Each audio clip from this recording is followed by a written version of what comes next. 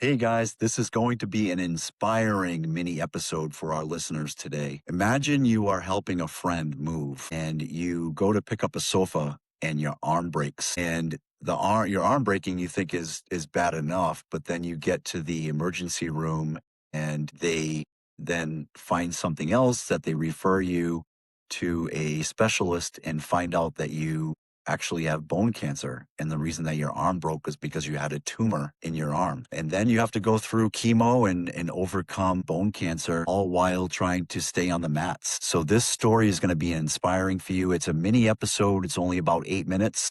So please enjoy, and I hope you're inspired by the story of Tyler Ross. If you would like to watch his whole episode, it is episode 25. So if you want to scroll back on our episodes, you can listen to the full episode there. But please enjoy.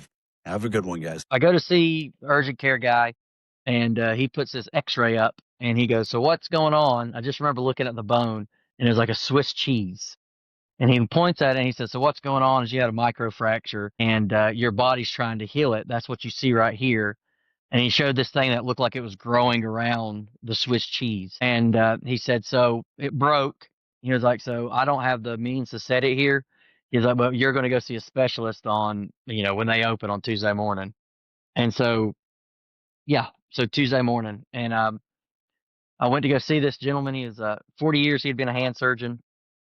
And he walked in, he looked at the x-ray, and then he turned around and walked out. He didn't say anything to me. A nurse came walking back in there, and she looked like she'd been crying. And so she wrapped my arm, and she said, "If you need anything, just let us know. We're going to be here for you through it." And I had no idea what she was talking about. So the doctor walks back in, and he says, "Son," he's like, "I've done this 40 years, and I can count on one hand how many times I've seen that." He said, "That's a malignant tumor." He was like, "You're going to see a specialist at Mission Hospital." So I'd heard the term malignant before, but there's just so much going on. I didn't put two and two together what that meant.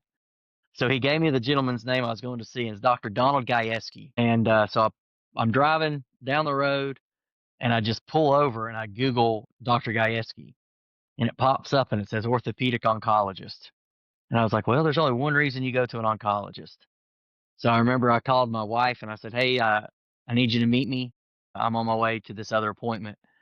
Or I need, that's not true. I called my wife, told her what the doctor was, called my community pastor, talked to him. And then my phone rang about an hour later, and it was Dr. Gajewski's office. They had a cancellation, and a buddy of mine's wife was his assistant, and she saw my name, and she knew my birth date, so she knew it was me. And she just went to Dr. G, and she said, "Look," she was like, "if anybody cancels, can we please get Tyler in? This is one of my husband's best friends." Dr. G, I saw him the next day. He looks at it and he says, he's like that. He's like, there was 5 different types of cancer it could be.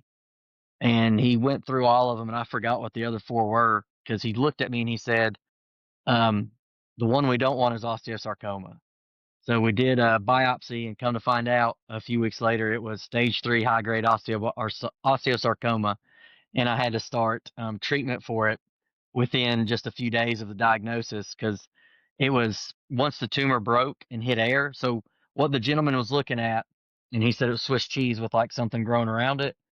The Swiss cheese was the area where the tumor was, and what we saw growing around it was the outside of the tumor. And when it broke, the tumor hit air and started growing faster. So it started expanding a lot quicker. And he said, he was like, "We need to get you."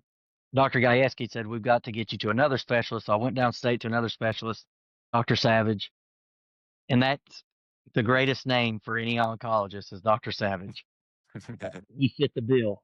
And he said, "Son, we got to get you started on chemotherapy within the next 2 weeks, or I can't guarantee that you'll be here 3 years." And so God was good, and he took care of me. And 5 days after that diagnosis, I walked in and started treatment. And so for 11 months, I went through what they call the MAP regimen, and it was all inpatient because it was all fatal doses, lethal doses of chemo, and I had to be under constant, monitoring while I was getting it. And the cycles would be 4 to 6 weeks long, with sometimes a 2 week break in between them. But a lot of days it ended up being less than a week, because getting the chemo out. So certain types of medicine out of my body. Like one was high dose methotrexate, trying to get that out of my body. It took a little bit longer.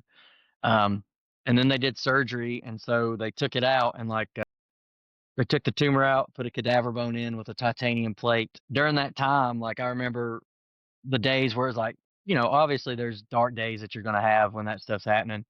But there were times where I just remembered being a kid in high school and in that mat room where it was tough, it smelled, dudes that I was wrestling with. Like I was not a wrestler to write home about by any stretch of the imagination. I got to train and wrestle with some really phenomenal wrestlers.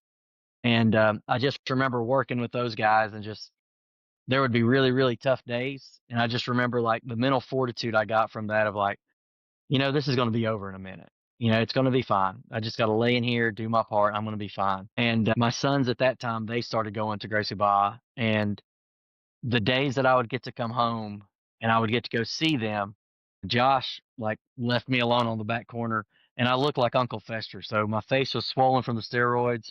I had no hair and I like just had a mask on and my hood up, cause and the parents knew like, hey, he's going through treatment. Let's just leave him be. But I got to watch my sons just roll and I got to watch that community of people that didn't know it that well, love on my family, just because my boys were in there training jujitsu. I got to watch my boys get some confidence. They're like their dad. They're not very tall people, but I just remember just sitting there during all that thinking, man, I cannot wait to get back out on the mats. And, May 6th, 2021 was my last date of chemo for osteosarcoma. And I had to wait 6 months to get my port out. I had a port in that they would dual administer chemo in. And I had to wait 6 months to get that out. I had to have 2 clear scans before they take it out. And they took it out, and I had to wait so many days before the port area would heal to where they let me go back on the mat. And I went back out on the mat in December of 2021 and caught COVID after not having it, like being in and out of the hospital with cancers, treatments, not having it. Technically, I had to take the rest of December off until I got, over COVID.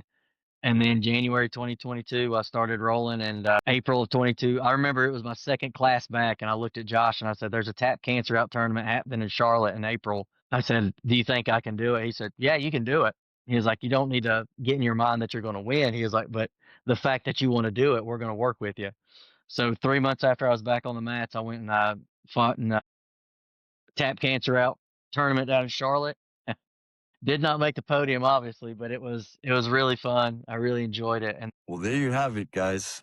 It's hard enough staying on the mats with staying consistent and having injuries and dealing with injuries. And it's another thing being able to go through what Tyler had to go through and still be able to train. So this is an inspiring story for our listeners to really get that courage to face adversities and really still push through and allow yourself to get on the mats, even if you have something major going on, because there's so many mental benefits that you achieve through being on the mats and being around people that you enjoy being around, the social atmosphere, the power of positivity around you. All of those things can help you really overcome something like Tyler overcame. And I hope that his story of his resilience can inspire our listeners to deal with any of the injuries or situations that they are needing to overcome and be able to keep coming on the mats and having that mental fortitude to continue. Have a great day, guys.